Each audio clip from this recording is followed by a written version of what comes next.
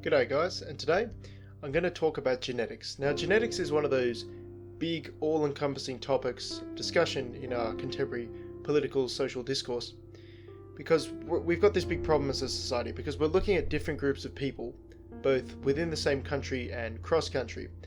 We're looking at these groups of people and we're seeing vastly different results in quality of life and essentially outcome.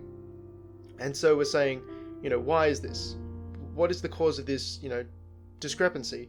Why are some groups performing so much better than others? And, if we can figure out why, we can sort of fix that. Now, there are two main ideas or camps behind this disparity of outcome, essentially why this is occurring. Now, on the left, the idea is that there are certain societal factors that prohibit certain groups from getting ahead whilst promoting the furthering of others. So they're going to say there's racial discrimination, there's disparaging of certain groups, the way the system is organized, discriminates against one group and promotes the other. So that's the viewpoint of the left, mostly. There are, of course, exceptions to this rule. On the right, there is this idea that there are genetic factors at play, influencing essentially the level of IQ people have, and IQ is, of course, a strong predictive factor of success within an economy and general quality of life. And they're saying, look, there's this link between, or this correlation between the IQ of certain groups and their standing around the world and within a society if we're comparing different groups within a single nation, and this is the reason behind this. Now, for me, I fall into the latter camp. I look across the world and I see, of course, groups doing differently in many different things, and no one seems to bat an eye. The one I like to bring up is sports. So obviously, in sports, particular sports such as long distance running, basketball, and that sort of thing, black athletes absolutely just dominate the scene. If you look at the 100-meter sprint in the Olympics, most of those people would be of black descent. But if we look at other areas such as competitive weightlifting, the Asian countries are really good on that because they're very short, and obviously you have to lift the weights a shorter distance. The Slavic countries are very good in that, and the list goes on. As swimming, it's whites and that sort of thing. And people can look at that and say, oh, look at these differences between the races, and no one seems to bat an eye.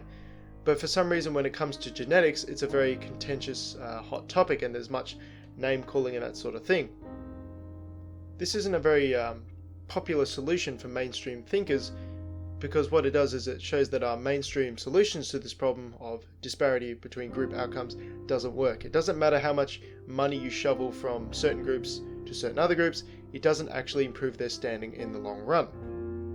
Now what I'm going to do here is segue into this nice little table I have, which should show a good analogy of the difference between genetics and environmental factors, sort of a nature versus nurture thing. So what I'm going to do is very simply explain gene expression. So to boil it right down into essentially two steps, to express a gene, you have the plan, which is encoded within the genome of an individual. Of course, the genome, genes, they're just plans for proteins essentially, and those proteins can go on to build skin and muscle and that sort of thing. So what you need is two things. You need a plan, which is a gene, and you need some materials, which are proteins. Now if we analogize this to a sort of a bigger idea, it's easier to get a head around.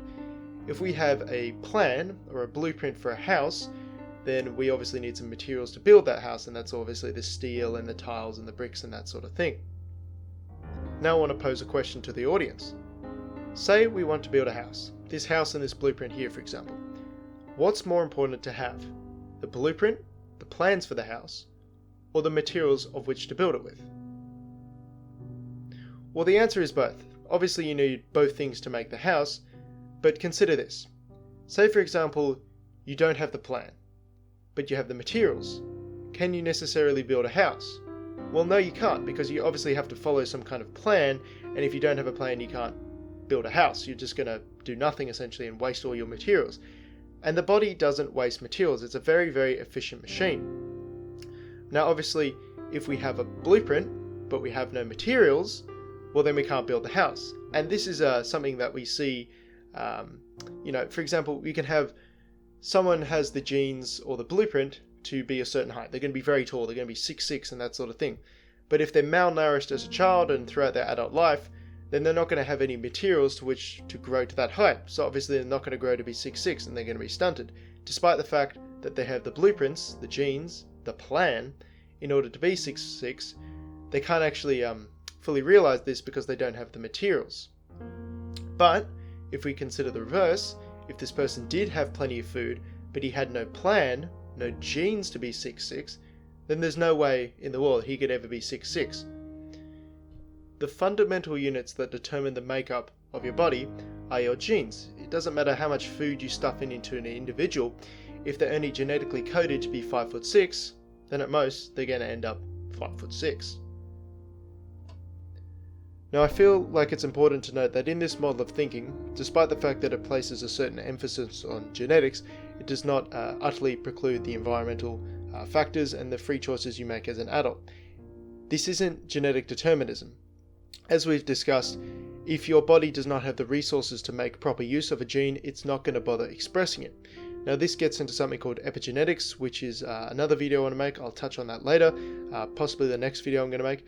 But please remember that there is freedom of choice and there is environmental factors depending on the environment you were raised in as a child. So don't feel like, oh, I am a member of this certain group, therefore I am doomed to be poor or doomed to be, not well off and that sort of thing. No, that's not the way things are at all. That's a very perpetually defeatist way of thinking, and I can't endorse that in any way, shape or form. Always remember that no matter what hand of cards you are dealt, it's up to you how you play them. It's not necessarily, or not at all, it's not at all your fault, who you are and how you were born and where you were born and for which particular group you were born. That wasn't your choice at all. It may not be your fault, but it is your responsibility. You get dealt a hand of cards, it's your responsibility to play them accordingly. You can play them wisely and make smart choices, or you can make poor choices, and this will of course affect your standing within the game, so to speak.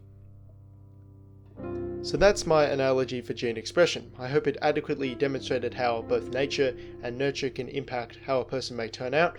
Again, just to recap, if you don't have the plans to make a house, you can't make a house. I mean, in real life you could, but your body, if it doesn't have the plans to make something, it's not going to try and experiment and build a shack in its backyard, so to speak.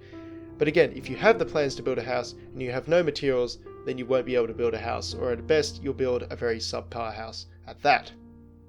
And of course, perhaps most importantly, as it wasn't your decision, never be ashamed of the circumstances of your birth.